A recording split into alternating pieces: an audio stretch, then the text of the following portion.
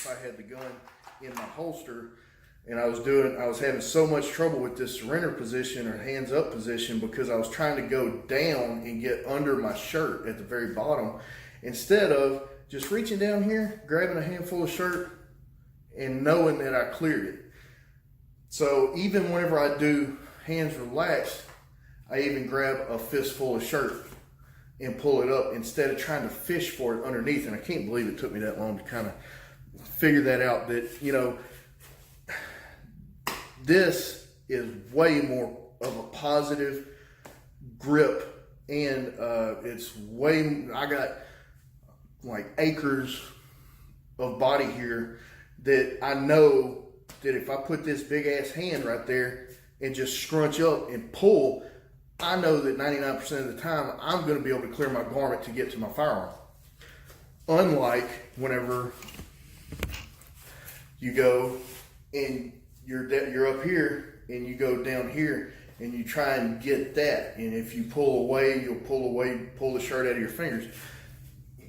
I kind of went on a rabbit trail, but thing is, if you're going to train it, you got to know that it's going to work, and if it doesn't work, you need to quit doing it as soon as possible so you don't just keep getting all that bad input in. And you know, I don't think there's really too many right or wrong methods, but it's just a matter of what works for you.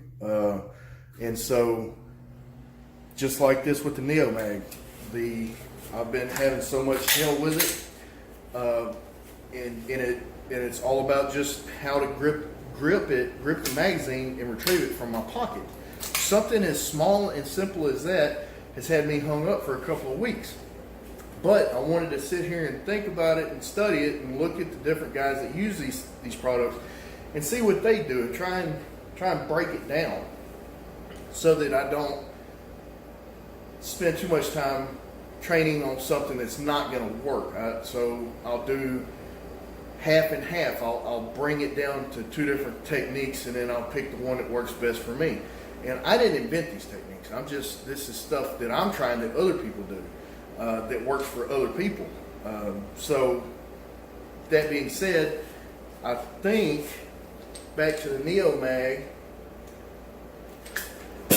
I'm going to stick with going, you retrieve it like this, because this is your pocket of your pants. These three fingers say this is your pocket right here. And these three fingers are on the outside of your pocket.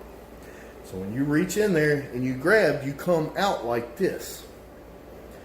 And so what I've done is whenever I pull it out, I just throw this thumb over. And it's hard to do in slow motion or kind of break it down. But if I do it like this, it makes a little more sense to me. So I drop my magazine, I reach in, pull the magazine out, and I have it like this.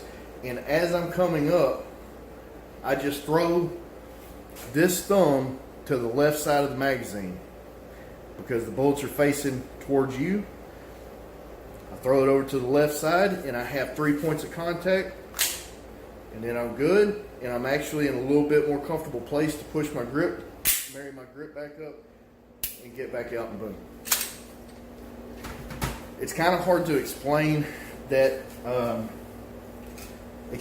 movement because, you know, video and, you know, there's a lot going on, and it's really hard to slow a movement down because it has to be fluid.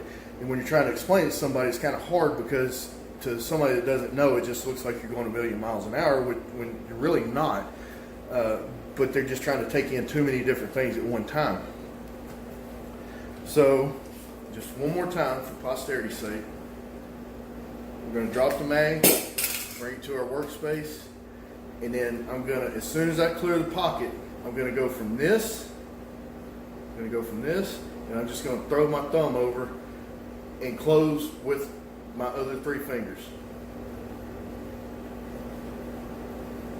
Right? The whole time the magazine is staying oriented the same way. Bullets are on the front, and I'll put this may help. I'll put a dummy round in there just so you can see, because my big ass hand is covering the base plate. So you put it in there, and when we go, we drop the magazine, and we're coming down, and we're coming out like this. You see the bullet facing forward, and from there I'm going to close these and just kind of, it's a lot smoother whenever you're doing it all at once. But I'm going to go from this, I'm going to close these fingers down and just hold and put this thumb on this other point of contact. So now I have 3 points of contact instead of this where the magazine can do all kind of stuff. I'll have it just like this, and it's a lot more rigid. Nothing wrong with doing it like this, but me, I'm way too clumsy and like a bull in a china closet. So I need some more support to be able to ensure that reload is going to happen, that speed reload is going to happen. Especially because if you're carrying a Neomag, it means that you're carrying concealed, and this is a self-defense thing. And yeah, I've got 17 rounds in both magazines, but there's all these malfunctions that could possibly happen where the only thing you would be able to do is just drop the magazine, put another one in it, and go back to work. So we're not going to get into that, but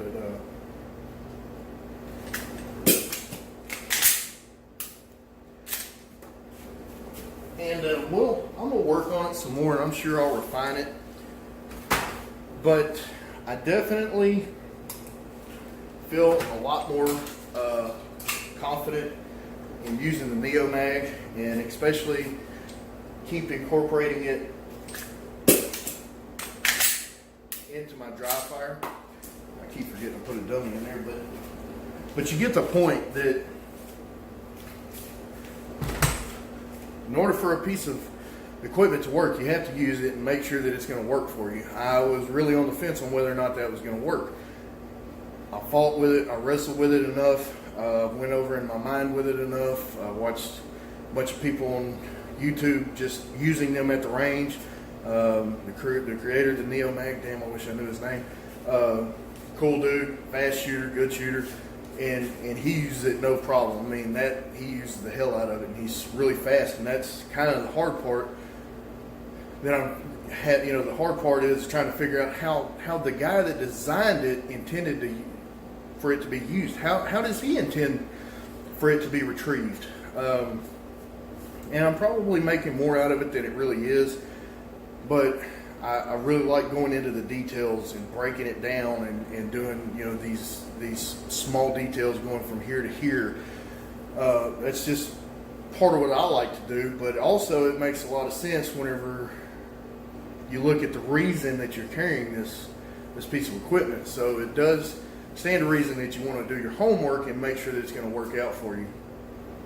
But all that aside, I like it, and I'm going to keep training with it, and I'm sure I'll get better with it. I think tomorrow, if I go to the range, weather permitting, probably going to do some outside the waistband stuff, try out some stuff I've been learning from some of the books I've been reading, and just kind of go through some of my aha moments that I've had reading some of Ben Steger's stuff, because he's no nonsense, tell you how it is. He doesn't pull any punches, and it's a no nonsense way of writing a book, and that's the way I like it. There's no fluff with Ben. He tells you how it is, and how the cow is the catty, so to speak. So video kind of went a little longer than I thought it was, so I hope you guys get something out of these videos. If you do, if you enjoy them, or if you don't, I don't really know what to tell you, but I do hope that you like and subscribe. And I'm actually trying to get into the video editing thing, so hopefully that will make these videos a little more interesting to watch. Maybe I'll lay some music, some heavy metal or something, make it a little better a little more appealing on the eyes instead of just seeing all this. So have a great day, learn something, train, ask questions.